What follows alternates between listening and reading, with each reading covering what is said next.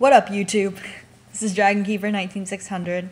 I'm back to read Chapter 6 of Harry Potter and the Sorcerer's Stone. Chapter name, Journey from Platform 9 3/4. Now this chapter is going to be different for a few reasons, in terms of the video, not in terms of the actual chapter.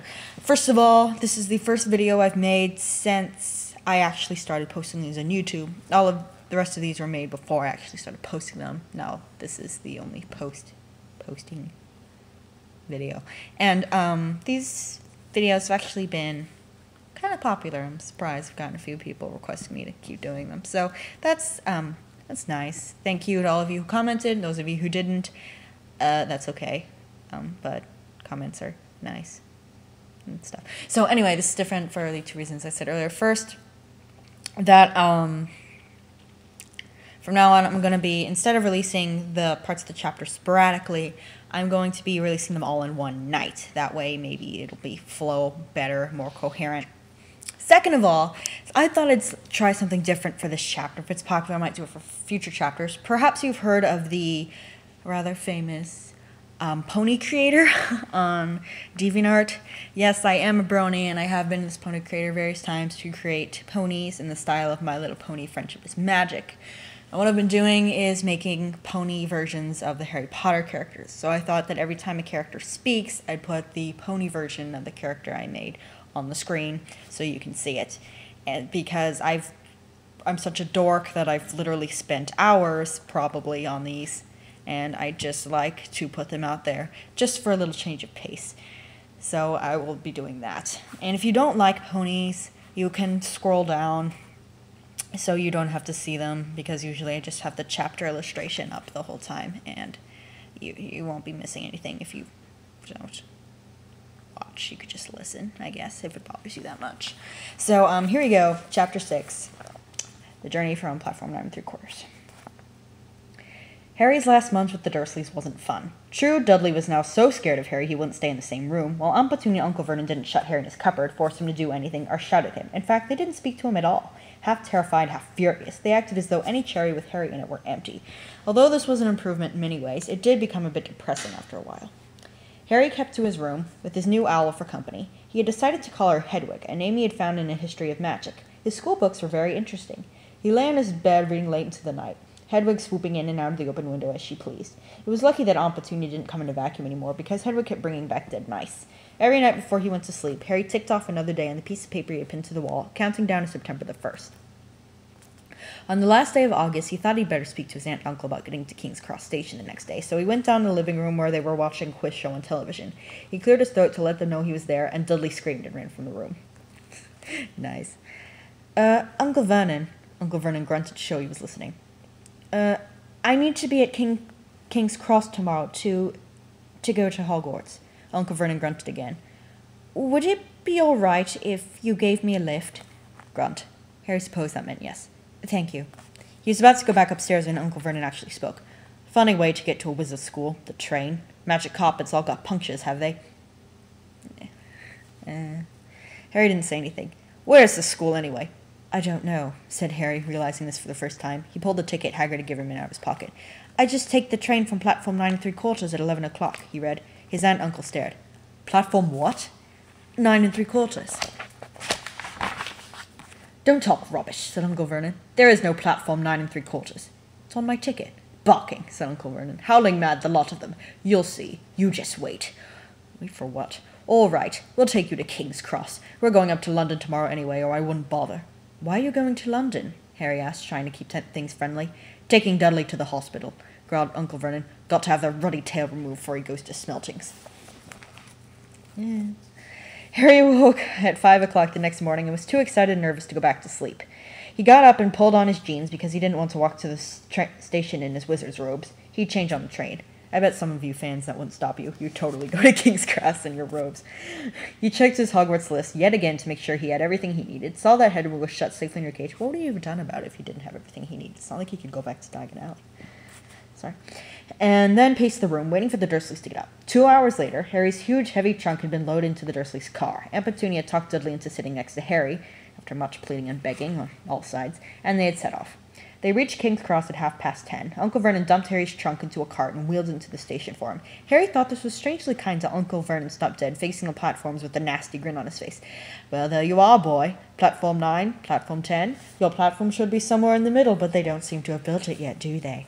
He was quite right, of course. There was a big plastic number 9 over one platform, a big plastic number 10 over the other next to it. In the middle, nothing at all. Have a good time, said Uncle Vernon with an even nastier smile. He left without another word. Harry turned and saw the Dursleys drive away. All three of them were laughing. Harry's mouth went rather dry. What on earth was he going to do? He was starting to attract a lot of funny looks because of Hedwig. He'd have to ask someone. He stopped a passing guard, but didn't dare mention platform 9 3/4. The guard had never heard of Hogwarts, and when Harry couldn't even tell him what part of the country it was in, he started to get annoyed, as though Harry was being stupid on purpose. Getting desperate, Harry asked for the train that left at 11 o'clock, but the guard said there wasn't one. In the end, the guard strode away, muttering about time wasters. Harry was now trying hard not to panic. According to the large clock of the arrivals board, he had 10 minutes left to get on the train to Hogwarts, and he had no idea how to do it. He was stranded in the middle of a station with a trunk he could hardly lift, a pocket full of wizard money, and a large owl. Hagrid must have forgotten to tell him something he had to do, like tapping the third brick on the left to get into Diagon Alley. He wondered if he should get out his wand and start tapping the ticket inspector stand between platforms 9 and 10. At that moment, a group of people passed just behind him, and he caught a few words of what they were saying. Packed with muggles, of course. Harry swung around. The speaker was a plump woman who was talking to 4 boys, all with flaming red hair. Each of them was pushing a trunk like Harry's in front of him, and they had an owl. Heart hammering, Harry pushed his cart after them.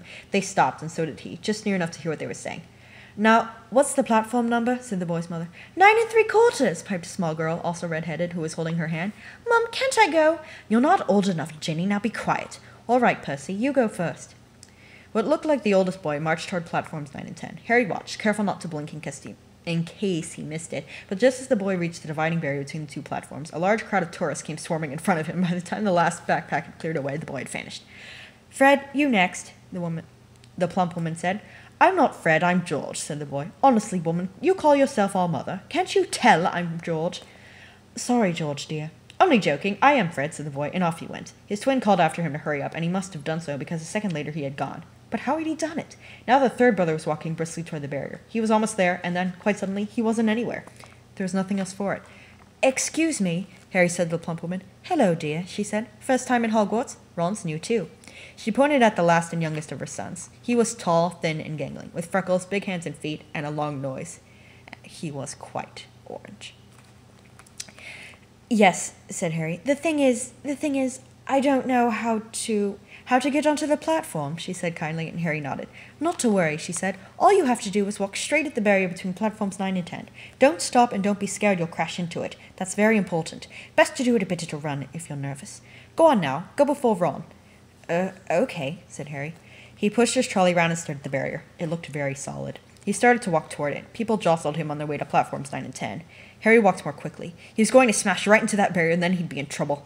Leaning forward on his cart, he broke into a heavy run. The barrier was coming nearer and nearer. He wouldn't be able to stop. The cart was out of control. He was a foot away. He closed his eyes, ready for the crash. It didn't come. He kept on running. He opened his eyes. A scarlet steam engine was waiting next to a platform packed with people. A sign overhead said Hogwarts Express, 11 o'clock. Harry looked behind him and saw a wrought iron archway where the barrier had been, with the words Platform 9 3/4 on it. He had done it. Smoke from the engine drifted over the heads of the chattering crowd, while carts of every color wound here and there between their legs. Owls hooted to one another, disgruntled sort of the way over the babble and scraping of heavy trunks. The first few carriages were already packed with students, some hanging out the window to talk to their families, some fighting over seats. Harry pushed his cart off down the platform in search of an empty seat. He passed a round-faced boy who was saying, Gran, I've lost my toad again. Oh, Neville, he heard the old woman sigh. A boy with dreadlocks was surrounded by a small crowd. Give us a look, Lee. Go on. The boy lifted the lid of a box in his arms, and the people around him shrieked and yelled as something inside poked out a long, hairy leg.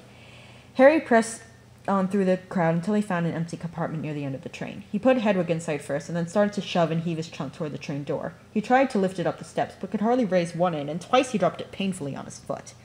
Want a hand? It was one of the red-haired twins he followed through the barrier. Yes, please, Harry panted. Oi, Fred, come here and help! With the twins' help, Harry's trunk was at last tucked away in a corner of the compartment. Thanks, said Harry, pushing a sweaty hair out of his eyes. What's that? Said one of the twins suddenly, pointing at Harry's lightning scar. Blimey, said the other twin. Are you? He is, said the first twin. Aren't you? He added to Harry. What? Said Harry. Harry Potter, chorused the twins. Oh, him, said Harry. I mean, yes, I am. The two boys gawked at him, and Harry felt himself turning red. Then, to his relief, a voice came floating in through the train's open door. Fred, George, are you there? Coming, Mom. With a last look at Harry, the twins hopped off the train. Harry sat down next to the window, where, half hidden, he could watch the red-haired family on the platform and hear what they were saying. Their mother had just taken out her handkerchief. Ron, you've got something on your nose. The youngest boy tried to jerk out of the way, but she grabbed him and began rubbing the end of his nose. Mom, get off! He struggled free. Aw, has Ickle Ronnie got something on his nose? Nosy? Said one of the twins. Shut up, said Ron. Where's Percy? Said their mother. He's coming now. The oldest boy came striding to the sight. He had already changed into his billowing black Hogwarts robes, and Harry noticed a shiny silver badge on his chest with the letter P on it. Can't stay long, Mother, he said. I'm up front. The prefects have got 2 compartments to themselves. Oh, are you a prefect, Percy? Said one of the twins in air of great surprise. You should have said something. We had no idea. Hang on. I think I remember him saying something about it, said the other twin. Once, or twice, a minute, all summer. Oh, shut up, said Percy, the prefect. How come Percy gets new robes anyway, said one of the twins. Because he's a prefect, said their mother fondly. All right, dear, we'll have a good term, and send me an owl when you get there. She kissed Percy on the cheek and left. Then she turned to the twins. Now you two, this year you behave yourselves. If I get one more owl telling me you've blown up a toilet, or blown up a toilet? We've never blown up a toilet. Great idea, though. Thanks, Mum. It's not funny. And look after Ron. Don't worry, Ickle Ronnikins is safe with us. Shut up, said Ron again. He was almost as tall as the twins already, and his nose was still pink where his mother had rubbed it. Hey, Mom, guess what? Guess who we just met on the train? Harry leaned back quickly so they couldn't see him looking. You know that black-haired boy who was near us in the station? Know who he is? Who? Harry Potter. Harry heard the little girl's voice. Oh, Mum, can I go in the train and see him? Oh, Mum, oh, please. You've already seen him, Ginny, and the poor boy isn't something you goggle at in a zoo. Is he really, Fred? How do you know? Asked him. Saw a scar. It's really there, like lightning. Poor dear. No wonder he was alone. I wondered. He was ever so polite when he asked us how to get into the platform. Never mind that. Do you think he remembers what you-know-who looks like? Their mother suddenly became very stern. I forbid you to ask him, Fred. Don't you dare. As though he needs reminding of that on his first day of school. All right, keep your hair on. A whistle sounded. Hurry up, their mother said. The 3 boys clambered onto the train. They leaned out of the window for her to kiss them goodbye, and their younger sister began to cry. Riding! Don't, Ginny. We'll send you loads of owls. We'll send you a Hogwarts toilet seat. George! Only joking, Mum. The train began to move. Harry saw the boy's mother waving, and their sister, half laughing, half crying, running to keep up with the train till it gathered too much speed. Then she fell back and waved. You will see this again. Harry watched the girl and her mother disappear as the train rounded the corner. Houses flashed past the window. Harry felt a great leap of excitement. He didn't know what he was going to, but it had to be better than what he was leaving behind. The door of the compartment slid open. The youngest red-headed boy came in. Anyone sitting there? He asked, pointing at the seat opposite Harry. Everywhere else is full. Harry shook his head and the boy sat down. He glanced at Harry, then looked quickly out of the window, pretending he hadn't looked. Harry saw he still had a black mark on his nose.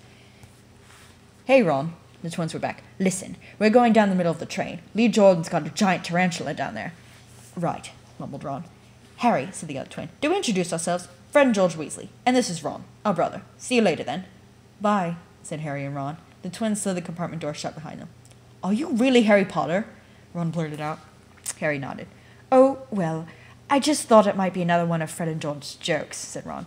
And have you really got, He pointed at Harry's forehead. Harry pulled back his bangs to show the lightning scar. Ron stared. So, that's where you-know-who? Yes, said Harry, but I can't remember it. Nothing? Said Ron eagerly. Well, I remember a lot of green light, but nothing else. Wow, said Ron. He sat and stared at Harry a few moments. Then, as though he had suddenly realized what he was doing, he looked quickly out the window again. Are all your family wizards? Asked Harry, who found Ron just as interesting as Ron found him. Yes, I think so, said Ron. I think Mum's got a second cousin who's an accountant, but we never talk about him. So you must know loads of magic already. The Weasleys were clearly one of those old wizarding families the pale boy Diagon Alley had talked about. I heard you went to live with Muggles, said Ron. What are they like? Horrible.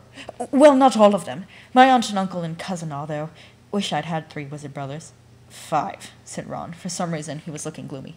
I'm the 6th in our family to go to Hogwarts. You could say I've got a lot to live up to. Bill and Charlie have already left. Bill was head boy and Charlie was captain of Quidditch.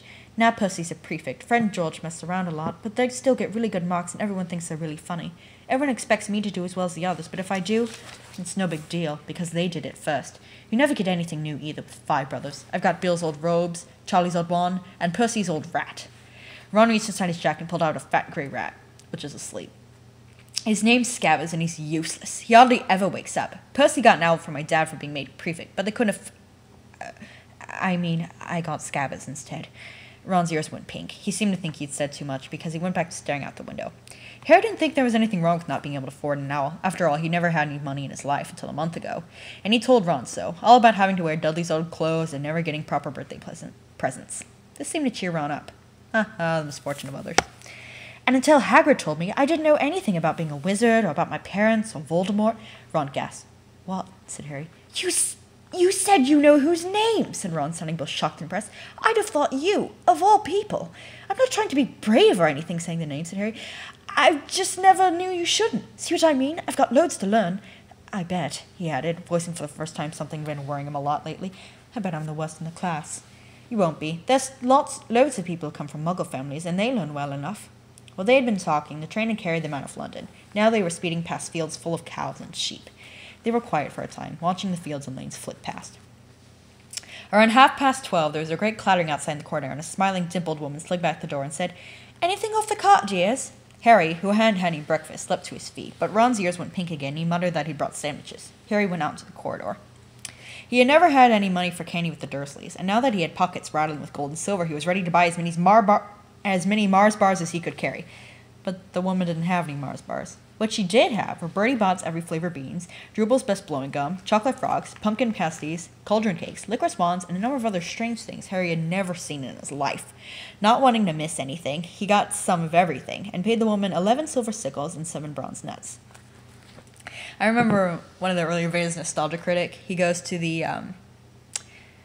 opening night of Harry Potter and the Deathly Hallows, the book, the midnight release, to make fun of everyone. He buys a box of Bertie Bott's every flavor beans. He says, something, and then he downs the whole box in one gulp. It's like, oh, no, Nostalgia Critic, you can't do that.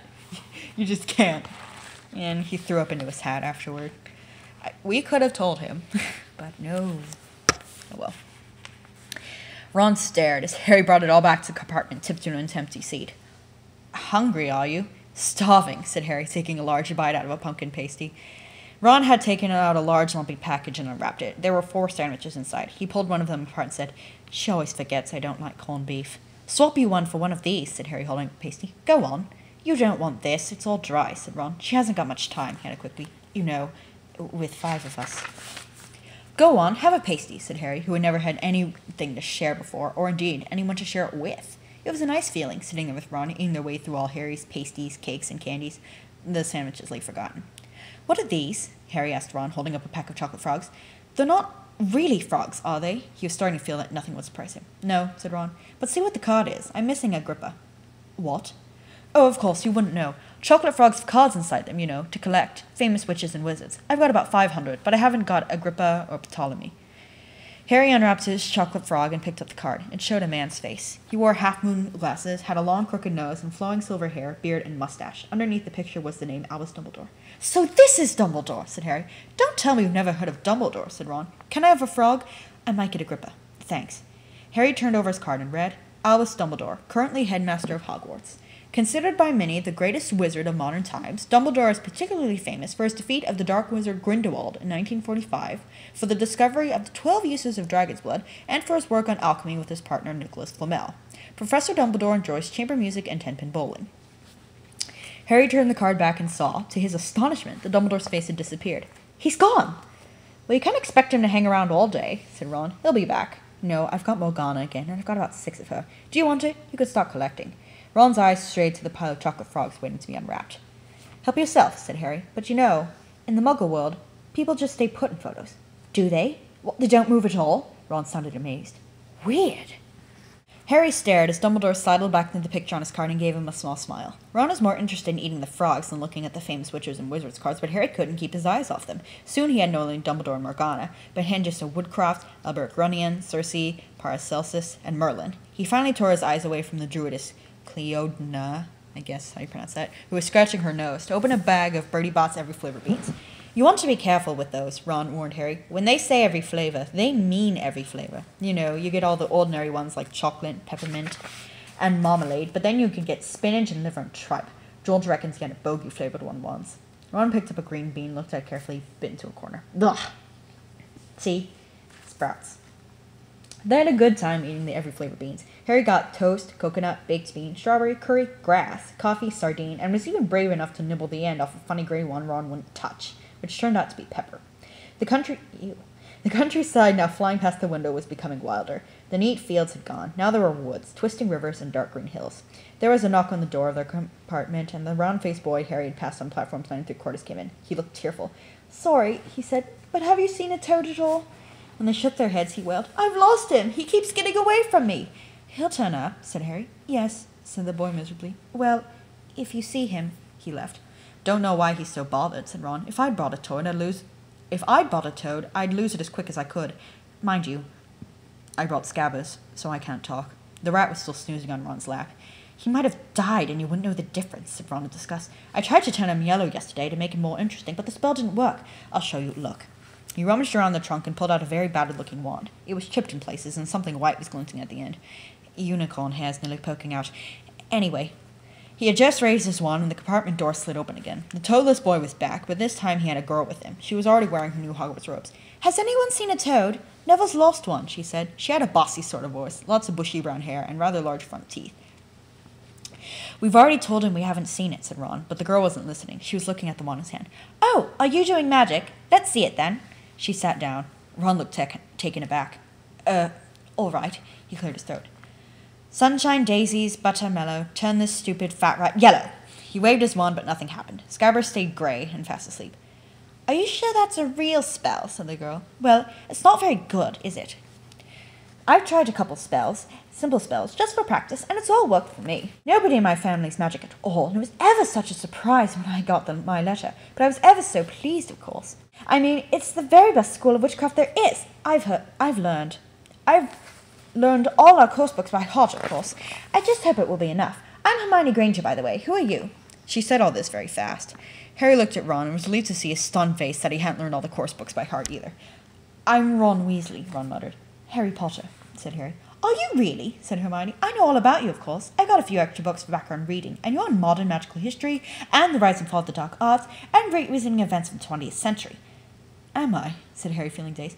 "Goodness, didn't you know? I'd have found out everything I could if it was me," said Hermione. "Do either of you know what house we'll be in? I've been asking around. I hope I'm in Gryffindor. It sounds by far the best. I heard Dumbledore himself was in it, but I suppose Ravenclaw wouldn't be too bad.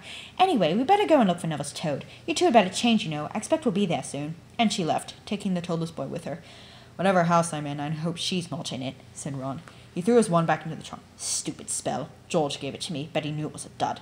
"What house are your brothers in?" asked Harry. "Gryffindor," said Ron. Gloom seemed to be settling on him again. "Mum and Dad run it too. I don't know what they'll say if I'm not. I don't suppose Ravenclaw would be too bad, but imagine if they put me in Slytherin." "That's the house you know who was in?" "Yeah," said Ron. He flopped back into his seat, looking depressed.